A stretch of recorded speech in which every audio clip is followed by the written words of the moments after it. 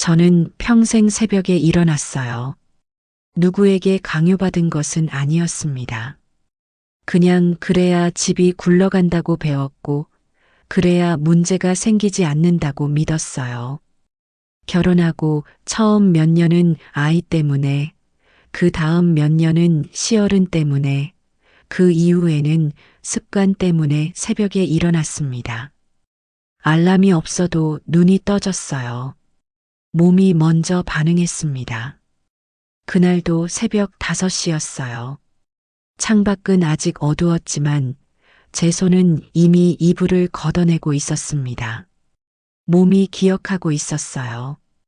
이 시간, 이 동작, 이 순서를. 부엌으로 가는 복도는 차가웠습니다. 슬리퍼 소리가 나지 않게 조심조심 걸었어요. 누군가 깨면 안 됐거든요. 아침은 조용히 준비되어야 했습니다. 부엌 불을 켜자 형광등이 깜빡이다가 켜졌어요. 밥을 안 치고 국을 끓였습니다. 냉장고에서 반찬을 꺼내 식탁 위에 놓았어요. 김치, 나물, 젓갈. 늘 같은 자리에 같은 순서로. 남편은 여전히 자고 있었고 시어머니는 기침 소리를 내며 방문을 열었다 닫았어요. 저는 아무 말도 하지 않았습니다. 말하지 않아도 해야 할 일은 정해져 있었고 말은 그저 일을 늦출 뿐이었어요. 그냥 하는 게 빨랐습니다. 밥이 뜸들 때까지 저는 설거지를 했어요. 어젯밤 남편이 먹고 싱크대에 그대로 둔 그릇들이었습니다. 물을 틀자 찬물이 쏟아졌지만 개의치 않았습니다. 뜨거운 물을 쓰면 가스비가 올라가거든요. 아침을 차리고 나서야 저는 제 손등을 보았습니다. 피부가 갈라져 있었고 물이 닿으면 따끔거렸어요.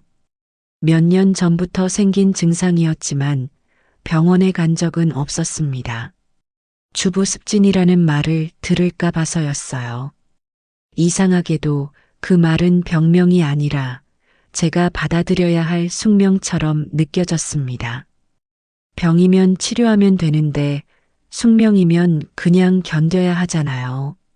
아침 식사가 끝난 뒤 시어머니가 말했어요. 오늘 내가 동사무소 좀 다녀와라.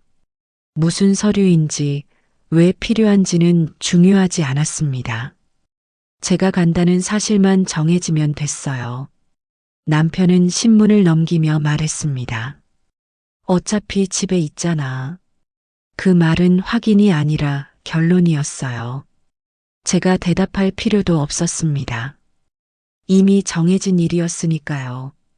저는 외출복으로 갈아입고 집을 나섰습니다. 동사무소까지는 버스로 새 정거장이었어요. 갈 때는 괜찮았는데 돌아올 때 장을 봐야 했습니다. 오늘 저녁 반찬 재료가 떨어졌거든요. 동사무소에서 한참을 기다렸다가 서류를 떼고 다시 시장에 들러 장을 보고 집에 돌아왔어요. 양손에 장바구니를 들고 계단을 올라갈 때 손잡이가 손바닥에 파고들었습니다. 아팠지만 멈출 수 없었어요. 집에 도착하니 점심시간이었습니다. 시어머니는 이미 밥을 찾고 있었고 남편은 식탁에 앉아 있었어요. 아무도 저에게 어디 다녀왔냐고 묻지 않았습니다. 제 외출은 저만의 시간이 아니라 집안일이었기 때문이에요. 심부름을 다녀온 건데 뭘 물어보겠어요. 저는 장바구니를 부엌에 내려놓고 바로 점심을 차렸습니다.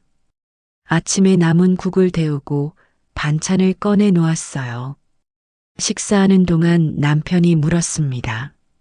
서류 잘 떼왔어? 네. 그게 전부였어요. 제가 어떻게 다녀왔는지, 힘들지는 않았는지는 아무도 관심 없었습니다.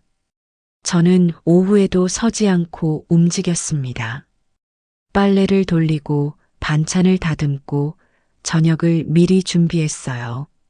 장을 보면서 산 배추를 다듬었습니다.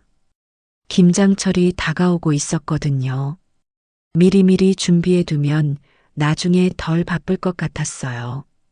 하지만 결국 김장은 제가 혼자 다 하게 될 거라는 걸 알고 있었습니다. 해가 기울 무렵이 되어서야 비로소 잠깐 앉을 수 있었습니다. 그 잠깐이 그날의 쉬는 시간 전부였어요. 저는 이 사실을 이상하다고 생각한 적이 없었습니다. 그냥 하루가 그렇게 생겼다고 여겼어요. 모두들 이렇게 사는 거라고 생각했습니다. 그 즈음 저는 가족 단체 채팅방에 처음 들어갔습니다. 딸이 만든 방이었어요. 이름은 우리 가족이었습니다. 남편, 아들, 딸, 며느리. 4명이었어요.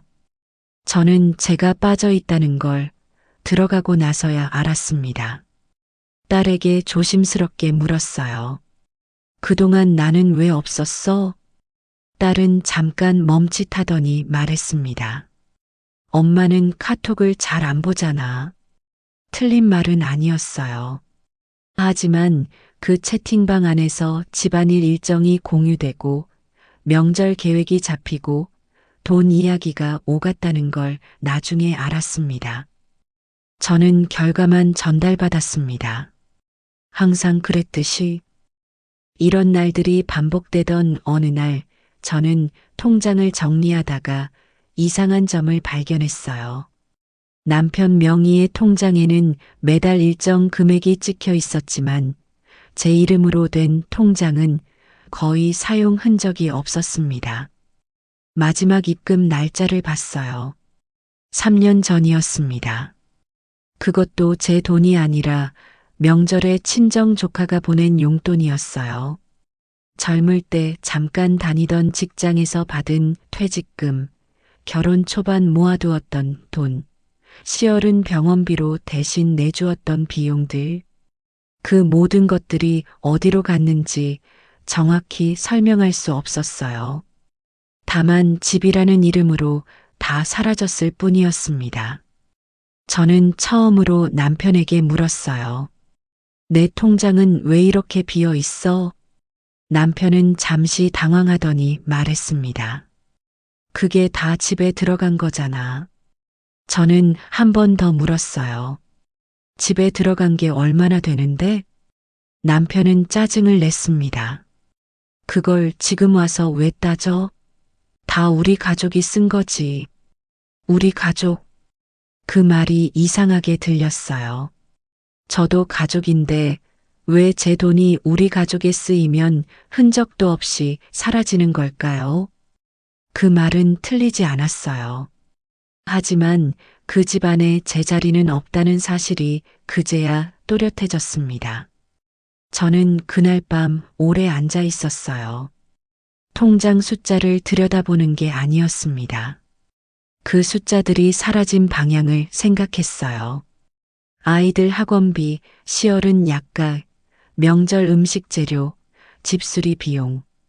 하나하나는 다 이유가 있었습니다. 그런데 그 이유들의 맨 끝에는 항상 같은 이름이 있었어요. 제가 동의했고, 제가 지불했고, 제가 잊어버렸습니다. 아니, 어쩌면 잊어버린 게 아니라 기억할 권리조차 없었던 건지도 몰라요. 물어보면 왜 그런 걸 따지냐는 말만 돌아왔으니까요. 집에 들어간 돈이 집을 이루었다면 그 집 안에 제 자리가 있어야 했어요. 하지만 집은 모두의 것이었고 돈은 집의 것이었고 그 돈을 낸 사람은 언제부터인가 집 바깥에 있었습니다. 저는 그날 처음으로 생각했어요. 나는 이 집의 구성원인가, 관리인인가. 며칠 뒤 시어머니가 쓰러졌습니다. 새벽이었어요. 119가 왔고 저는 급하게 옷을 입고 병원으로 갔어요.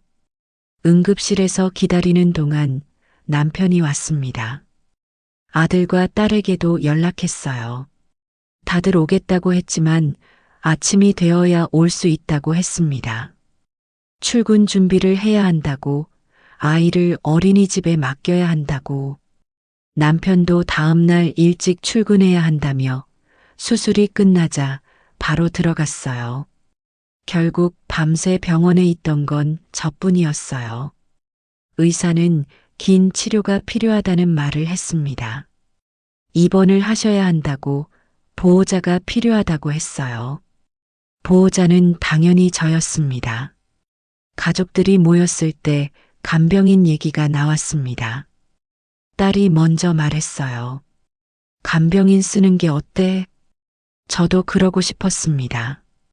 병원에서 밤을 새우는 건 너무 힘들었거든요. 하지만 남편이 말했어요. 비용이 만만치 않아. 하루에 10만 원이 넘는다고. 아들이 거들었습니다. 엄마가 있으니까 괜찮지 않아? 남편이 고개를 끄덕였어요. 당신이 있으니까 괜찮잖아. 그 말은 선택이 아니라 결정이었습니다. 아무도 제게 물어보지 않았어요. 괜찮냐고 할 수 있냐고.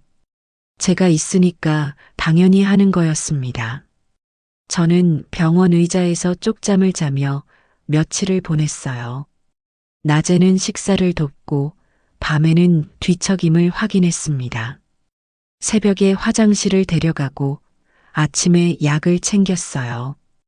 의사를 만나 상태를 전달하고 가족들에게 연락을 돌렸습니다. 처방전을 들고 약국을 오갔어요. 병실 의자는 딱딱했습니다. 등받이를 뒤로 젖히면 간이 침대처럼 되긴 했는데 완전히 눕지는 못했어요. 허리를 반쯤 구부린 채로 자야 했습니다. 3일째 되던 날 허리가 너무 아파서 똑바로 서기가 힘들었어요. 간호사가 물었습니다. 보호자분 괜찮으세요? 괜찮냐고 물어준 건 그 간호사가 처음이었습니다. 저는 괜찮다고 대답했어요. 괜찮지 않아도 어쩔 수 없었으니까요. 어느 날 보험 서류를 작성하다가 저는 잠시 멈췄습니다. 보호자 칸에 이름을 써야 했어요. 손이 먼저 움직여 제 이름을 적었습니다.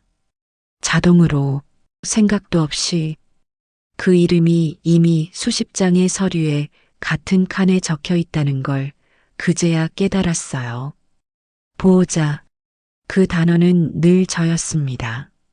묻지 않아도 정하지 않아도 서류를 다 작성하고 나서 저는 복도 의자에 앉아 잠깐 눈을 감았습니다.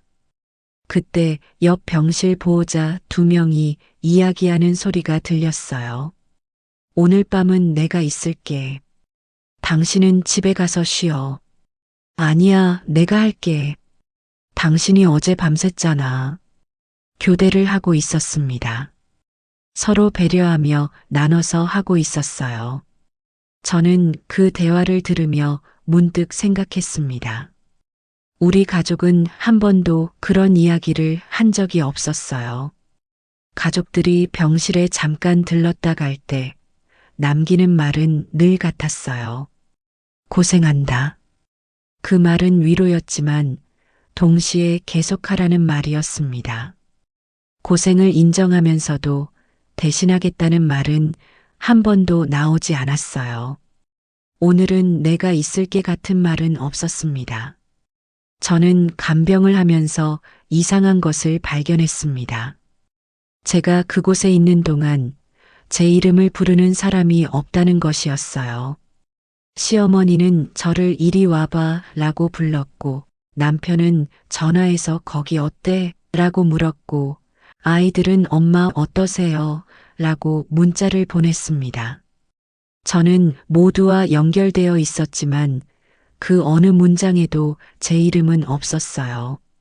어느 날 밤 병실에서 혼자 남았을 때 저는 문득 이런 생각이 들었습니다. 내가 쓰러지면 누가 나를 돌볼까? 그 질문에는 답이 없었어요. 그 사실이 이상하리만치 또렷했습니다. 병원 복도에서 다른 보호자들을 봤어요. 어떤 노인 옆에는 아들이 앉아 있었습니다. 또 어떤 환자 곁에는 남편이 서 있었어요. 그들의 표정은 지쳐 있었지만 적어도 외롭지 않았습니다. 저는 혼자였어요. 아무도 제 옆에 와서 이제 나랑 교대하자고 말하지 않았습니다. 아무도 제 허리가 괜찮은지 묻지 않았어요. 일주일쯤 지났을 때 딸이 병실에 들렀습니다. 과일을 사왔어요. 엄마, 많이 힘들지? 저는 고개를 끄덕였습니다. 그래도 조금만 더 힘내. 간병인 쓰기엔 비용이 너무 부담돼. 딸은 그 말을 남기고 갔어요. 회사에 가야 한다고. 저는 그날 처음으로 물었습니다. 나도 쉬고 싶은데. 딸은 잠깐 멈칫하더니 말했어요. 엄마는 안 그래도 집에 있잖아. 우리는 회사 다니는데 집에 있는 것과 병원에 있는 건 달랐어요. 하지만 그 말을 하지 않았습니다. 해봐야 소용없다는 걸 알았으니까요. 그 밤 저는 처음으로 명확히 이해했습니다. 집안의 구조가 단순히 역할 분담의 문제가 아니라는 것을, 아무도 나서지 않는 자리에 아무 말 없이 세워진 사람이 있다는 것을, 그리고 그 사람이 오래도록 저였다는 것을.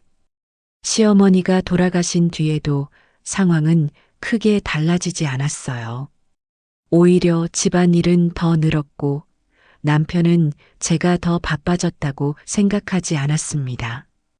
집에 있으니까 괜찮지라는 말은 여전히 반복되었어요.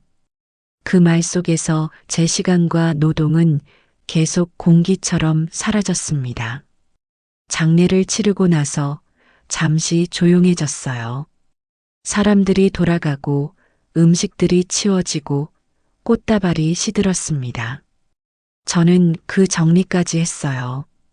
조문객이 남긴 자리를 치우고 제기를 씻고 음식 그릇들을 나누어 돌려보냈습니다. 제사 음식으로 쓴 그릇들을 닦으면서 생각했어요. 이제 제사가 하나 더 늘었구나. 앞으로 매년 이날이 되면 또 내가 음식을 준비하겠구나. 그 모든 것이 끝난 날 저녁, 남편은 소파에 앉아 말했어요. 이제 좀 쉬자. 저는 그 말을 들었습니다.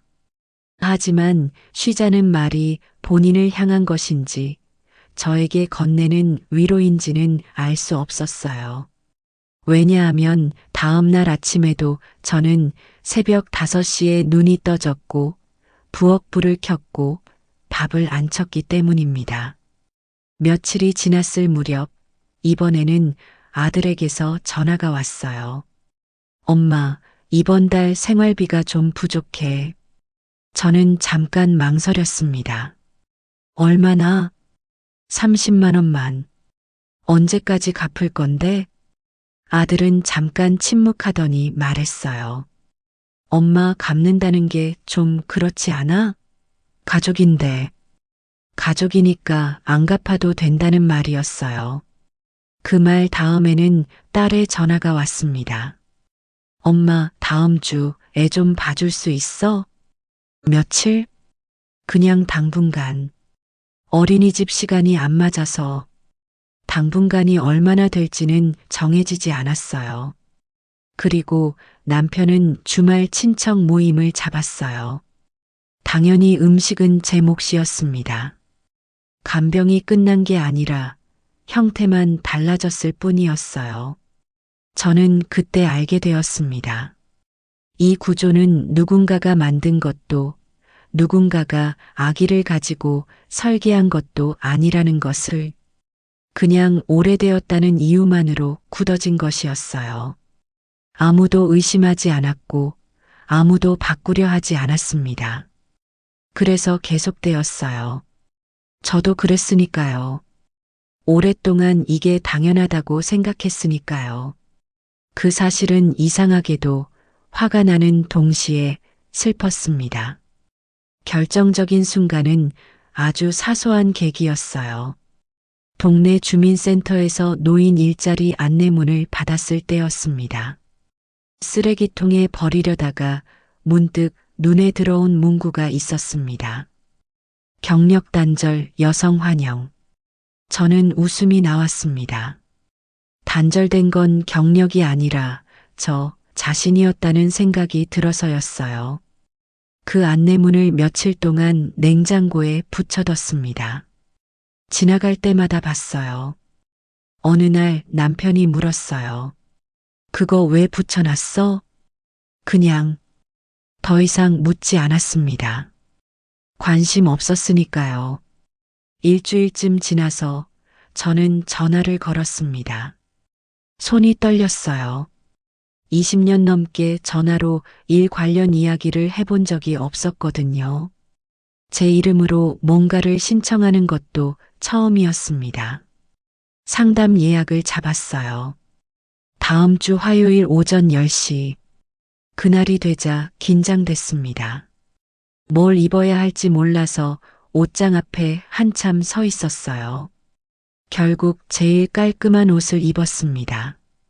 상담사는 젊은 여성이었어요. 친절하게 웃으며 자리를 권했습니다. 어떻게 오셨어요? 일자리 알아보려고요. 먼저 간단히 상담서 작성해 주세요.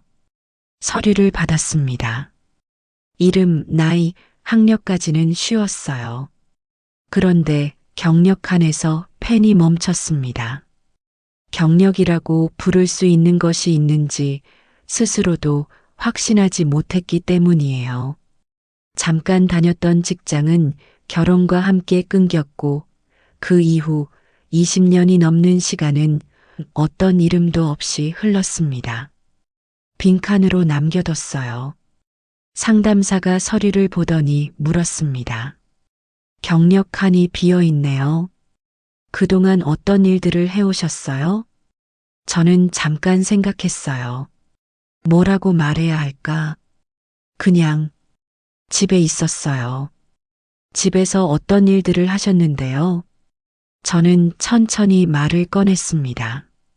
애 키우고, 시어른 모시고, 집안일하고, 구체적으로 어떤 일들이었어요? 저는 생각해 봤습니다. 아침마다 밥을 하고, 빨래하고, 청소하고, 아이들 학교 준비시키고, 도시락 싸고, 학원 보내고, 시어머니 병원 모시고, 약 챙기고, 식사 돕고, 집안 행사 준비하고, 명절 음식 만들고, 친척들 챙기고, 말하다 보니 끝이 없었어요. 은행 일 보고, 관공서 서류 떼고, 보험 처리하고, 공과금 내고, 늘어놓고 보니 이상하게 길었어요. 상담사는 메모를 멈추고 저를 봤습니다. 이건 경력이에요. 저는 그 말을 듣고 멍했습니다. 경력이 맞아요? 당연하죠. 이 정도 업무를 회사에서 하면 최소 서너 명이 나눠서 해야 하는 일이에요. 그 말은 위로가 아니라 사실 확인이었어요. 저는 처음으로 제가 아무것도 하지 않은 사람이 아니라는 걸 공식적으로 인정받았습니다. 돌아오는 길에 저는 한참을 걸었어요. 집으로 가는 버스를 놓쳤는데도 서두르지 않았습니다. 바람이 불었고 거리에는 사람들이 오갔어요. 모두들 어딘가를 향해 움직이고 있었습니다. 저도 걷고 있었어요. 누구의 심부름이 아니라 그냥 제 걸음으로. 그 감각이 낯설면서도 가벼웠습니다. 집에 돌아와 저는 말했어요. 나 다음 주부터 일 나가. 남편은 놀라며 물었습니다. 갑자기 무슨 소리야? 그럼 집은? 저는 잠시 생각하다가 대답했어요. 같이 하면 되지. 그 말은 공격이 아니었습니다. 그동안 한 번도 제안되지 않았던 당연한 방법이었어요. 남편은 어이없다는 표정을 지었습니다. 나보고 집안일 하라고? 당신만 하라는 게 아니라 같이 하자는 거야. 나는 회사 다니는데 나도 이제 일하러 다닐 건데 남편은 신문을 요란스럽게 접으며 말했어요. 알아서 해. 그 말이 동의인지 반대인지는 모르겠지만 저는 이미 결정을 내렸어요. 제가 일을 시작하고 처음 며칠은 집안이 조용했어요. 아무도 대놓고 반대하지 않았고 큰 말다툼도 없었습니다. 대신 집안에는 묘한 공기가 흘렀어요. 첫 출근 날 저는 새벽 5시에 일어났습니다. 습관이었어요. 하지만 그날은 밥을 안 치지 않았습니다. 출근 준비를 했어요. 남편이 일어났을 때 식탁은 비어 있었습니다. 밥은 냉장고에 반찬 있어. 어제 한 밥도 남았고. 안 차려놨어? 나 출근해야 해. 남편은 불평하지 않았지만 표정이 좋지 않았어요. 일주일쯤 지나자 변화가 보이기 시작했습니다. 식탁 위에 놓인 반찬 수가 줄었고 빨래가 제때 개지지 않았습니다. 예전 같았으면 제가 먼저 알아차리고 챙겼을 일들이었지만 이번에는 그대로 뒀어요. 저도 퇴근하면 피곤했거든요. 그 그대로 둠이 문제의 시작이 되었습니다. 남편은 처음에는 아무 말도 하지 않았어요. 퇴근 후 식탁을 보며 한숨을 쉬거나 TV 소리를 괜히 키웠습니다. 저는 그것을 눈치채고도 묻지 않았어요. 예전 같았으면 오늘 바빴어 라며 먼저 설명했겠지만 이번에는 그러지 않았습니다.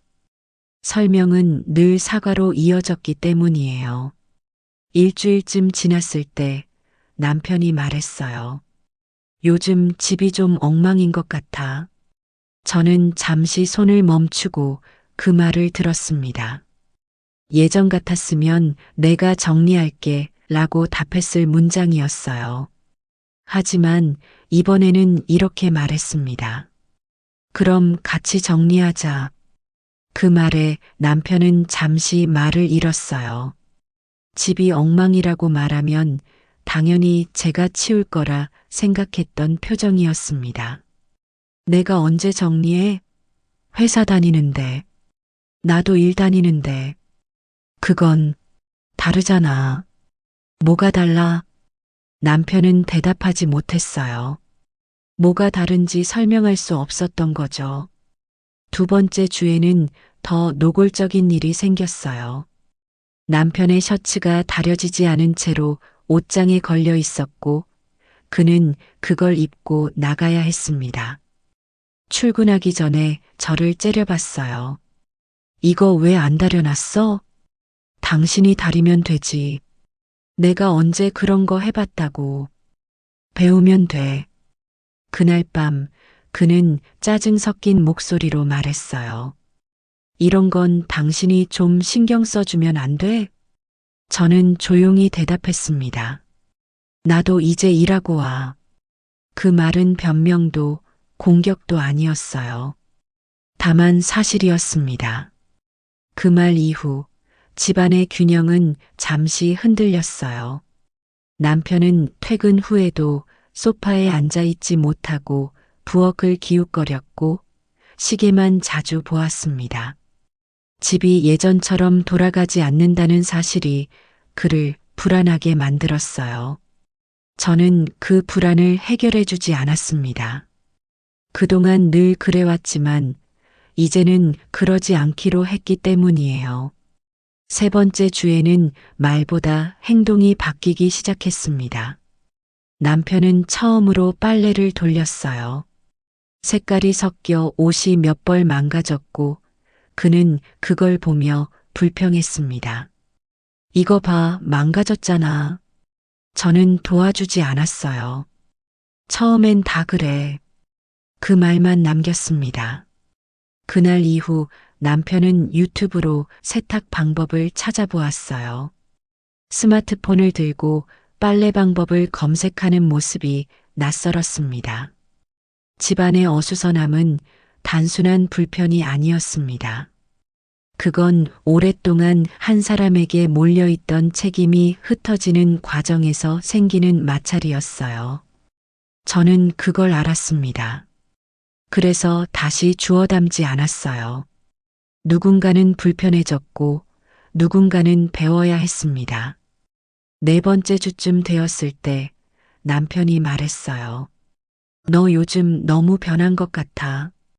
저는 그 말을 부정하지 않았습니다. 대신 이렇게 말했어요. 예전처럼 살다가는 내가 완전히 없어질 것 같았어. 그 말에 남편은 아무 대답도 하지 못했습니다. 그제야 변화가 기분의 문제가 아니라 구조의 문제라는 걸 어렴풋이 느낀 듯 했어요. 한 달쯤 지났을 때였어요. 남편이 저녁을 차렸습니다. 서툴렀어요. 국은 너무 짰고 밥은 질었습니다. 저는 아무 말하지 않고 먹었습니다. 맛없지? 남편이 물었어요. 아니, 괜찮아. 거짓말. 국 너무 짜. 그래도 고마워. 그날 저녁 처음으로 남편이 설거지를 했습니다. 저는 그 모습을 보며 처음으로 생각했어요. 어쩌면 가능할지도 모르겠다고. 저는 그 시기를 지나오며 확신하게 되었습니다. 바뀌는 건 집안일의 분담이 아니라 관계의 기준이라는 것을, 누가 얼마나 해주느냐가 아니라 누가 당연해지지 않느냐의 문제라는 것을.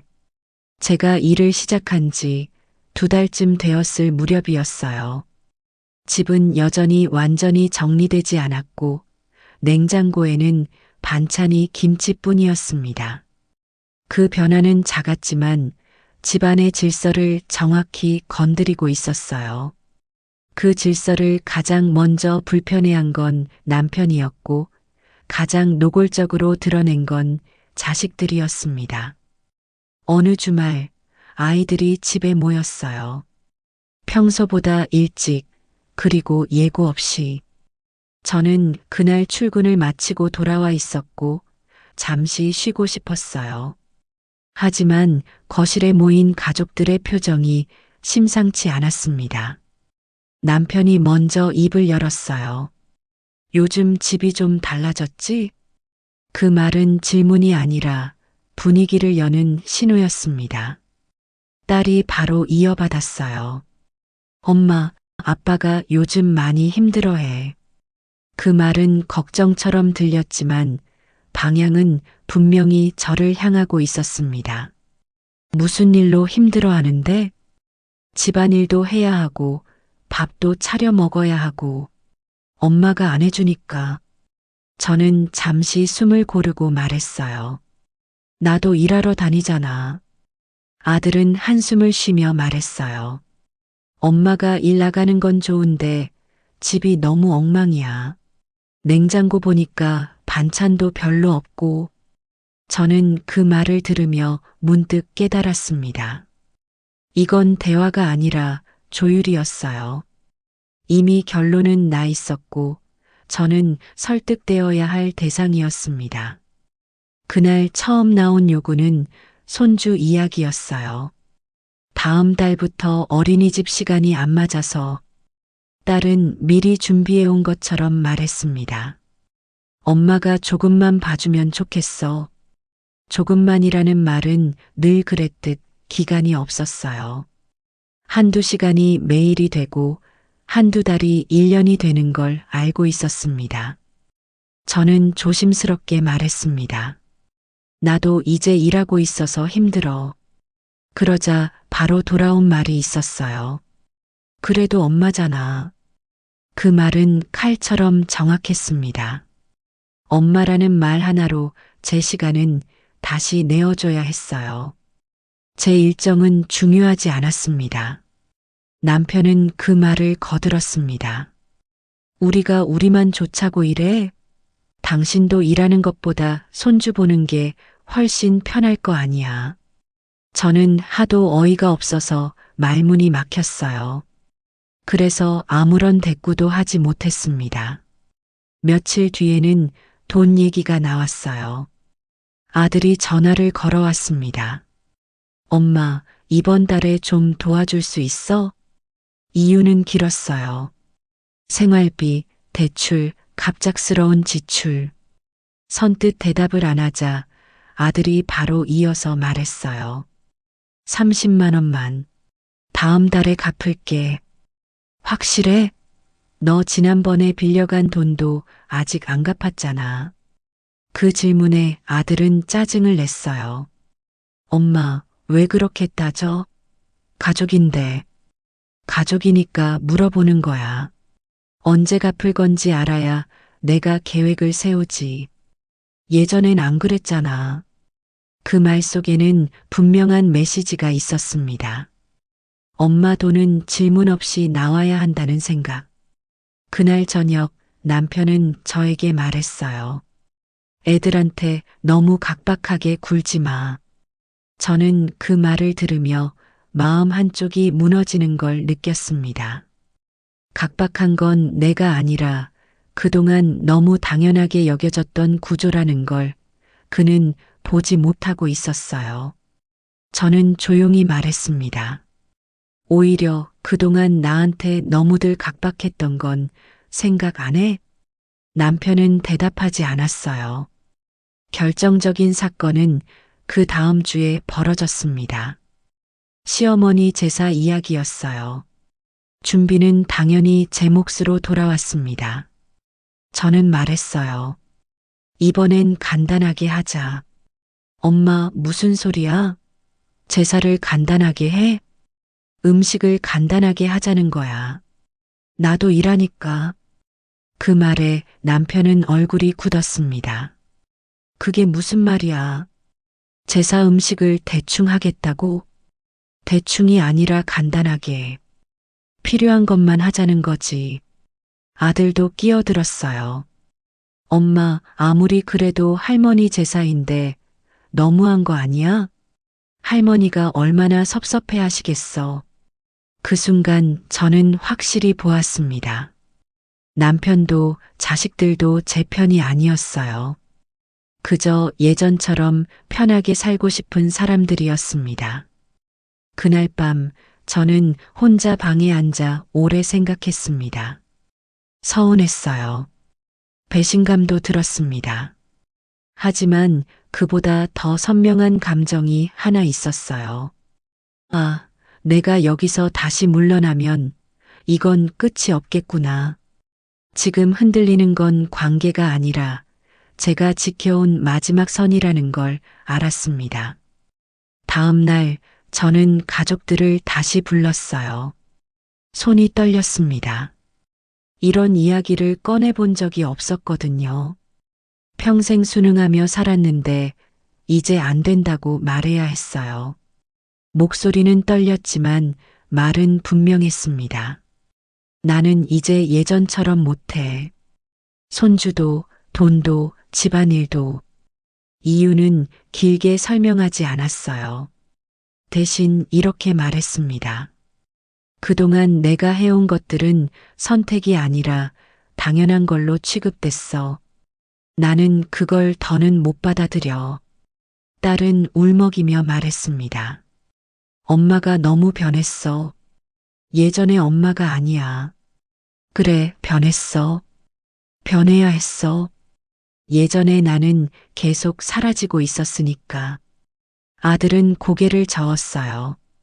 엄마, 그렇게까지 하지 않아도 되잖아. 우리가 뭘 그렇게 잘못했다고. 잘못한 게 아니야. 그냥 당연하게 생각했던 거지. 너희 잘못이 아니야. 나도 그걸 당연하게 여겼으니까. 하지만 이제는 아니야. 남편은 한동안 아무 말도 하지 않았습니다. 그러다 마침내 입을 열었어요. 그럼 어쩌자는 거야? 집을 어떻게 꾸려가라고. 같이 꾸려가면 돼.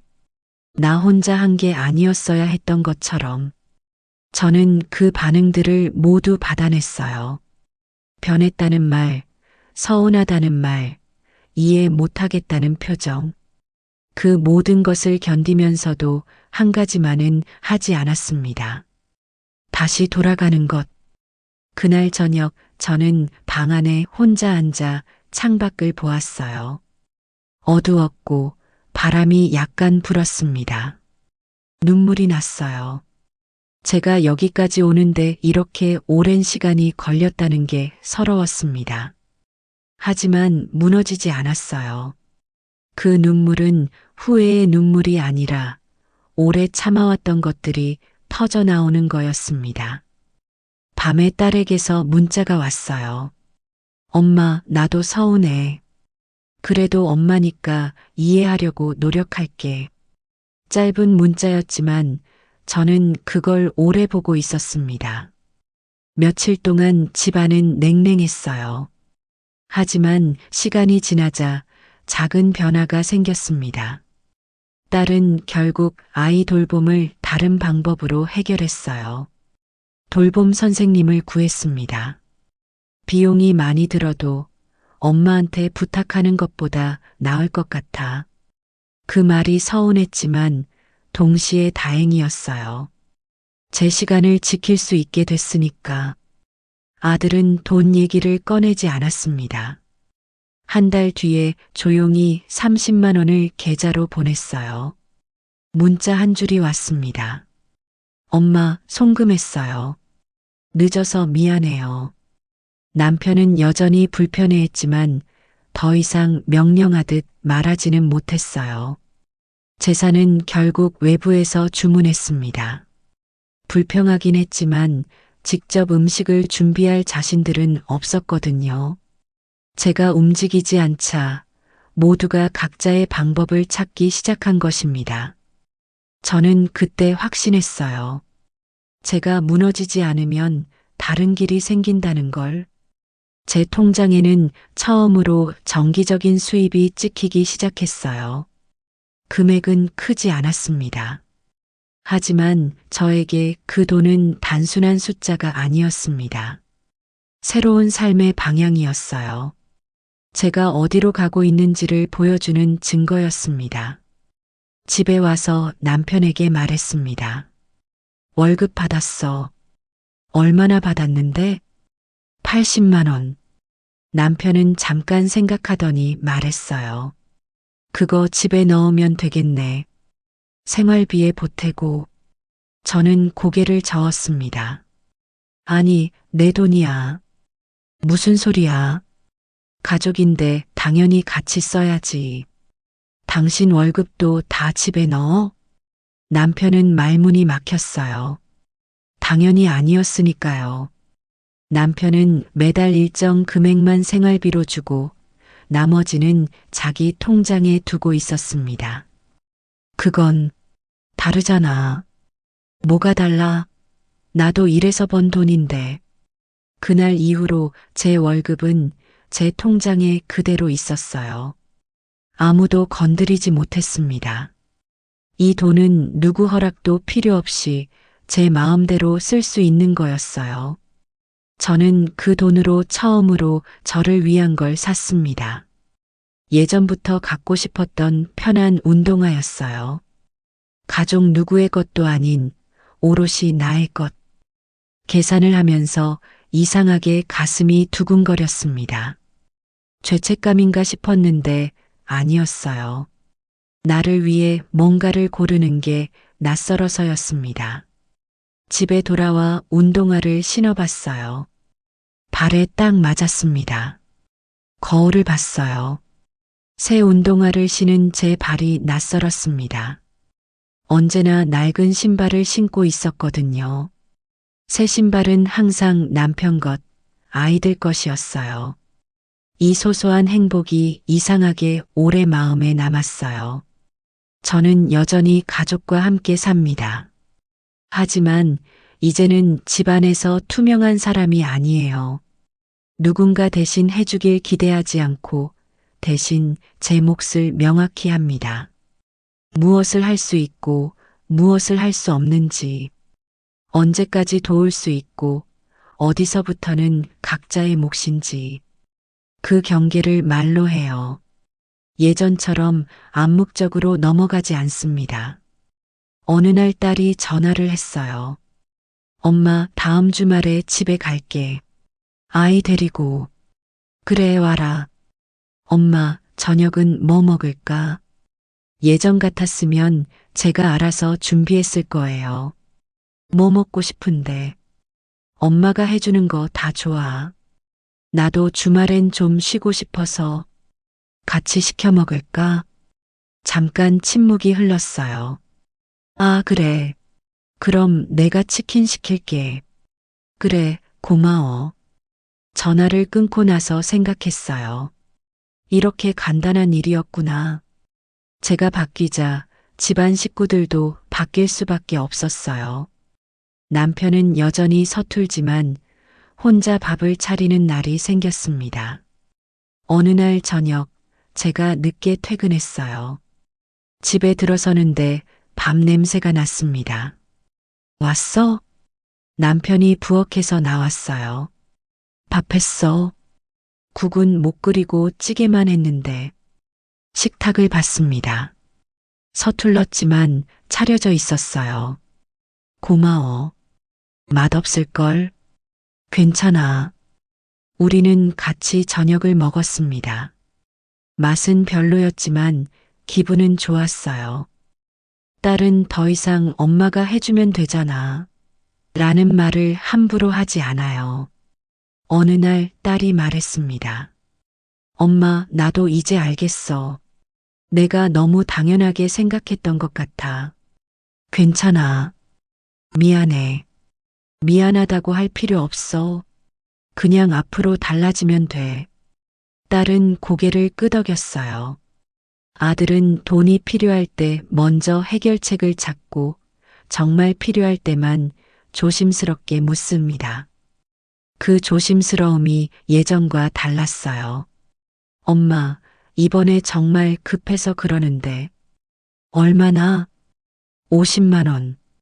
다음 달 월급 받으면 바로 갚을게. 알았어. 통장 확인해봐. 고마워, 엄마. 꼭 갚을게. 그리고 정말 갚았어요. 약속한 날짜에 정확히. 저는 이 변화가 완전하지 않다는 걸 알아요. 여전히 집안은 어수선하고 제 손이 가야 할 때가 많습니다. 하지만 모두가 달라지려 애쓰고 있고 그것만으로도 충분합니다. 아무도 나를 도구처럼 여기지 않는 집, 그 안에서 저는 사람으로 살고 있어요. 그리고 가끔 제 시간을 누릴 수 있게 됐습니다. 어느 날 퇴근길 문득 하늘을 올려다보았어요. 해가 기울고 있었습니다. 예전에는 이 시간이면 이미 저녁을 걱정하고 있었을 거예요. 뭘 해야 하나, 재료는 있나, 시간이 부족하지는 않나. 그날은 그냥 하늘을 보았습니다. 주황빛으로 물든 구름이 천천히 흘러가고 있었어요. 잠깐이었지만 그 잠깐이 온전히 제 것이었어요. 버스 정류장에 앉아 기다리면서 생각했습니다. 지금 이 순간 저는 누구의 엄마도 누구의 아내도 아니었어요. 그냥 저였습니다. 그게 좋았어요. 이 이야기는 누군가를 버리고 나온 여자의 이야기가 아닙니다. 오히려 너무 오래 버려졌던 저 자신을 되찾는 이야기예요. 집이라는 이름 아래 사라졌던 제 시간과 노동을 조용히 되찾는 기록입니다. 이 관계는 사랑이 아니라 한 사람이 희생하면 나머지가 편한 구조였고 그 틀에서 빠져나오는 순간 비난은 쏟아졌지만 파국은 오지 않았어요. 저는 이제 알아요. 사이다는 누군가를 이기는 게 아니라는 것을. 다시 그때로 돌아가지 않는 것, 그게 가장 시원한 결말이라는 것을. 탈출은 멀리 가는 일이 아니었습니다. 집을 나가는 것도 아니었어요. 통장의 비밀번호를 바꾸는 일이었고, 나도 이제 일하고 와. 라는 한마디였고, 식탁 앞에 앉아 가족들을 바라보며 떨리는 목소리로 나는 이제 예전처럼 못해. 라고 말하는 일이었습니다. 그 작은 문장들이 수십 년을 바쳐온 구조를 조용히 바꾸었어요. 저는 이제 이렇게 말합니다. 나는 아무것도 안 한 사람이 아니었어요. 다만 기록되지 않았을 뿐입니다. 그리고 이제는 새로운 기록을 써내려 가려고 해요. 더 이상 이렇게 묻지 않아요. 내가 너무 이기적인 걸까? 대신 이렇게 말합니다. 이건 이기심이 아니라 당연한 권리라고. 여러분, 긴 이야기 들어주셔서 감사합니다. 제 이야기가 누군가에게 위로가 됐으면 좋겠어요. 여러분은 어떻게 생각하세요? 댓글로 여러분의 이야기도 들려주세요. 구독과 좋아요는 큰 힘이 됩니다. 여러분, 행복하세요.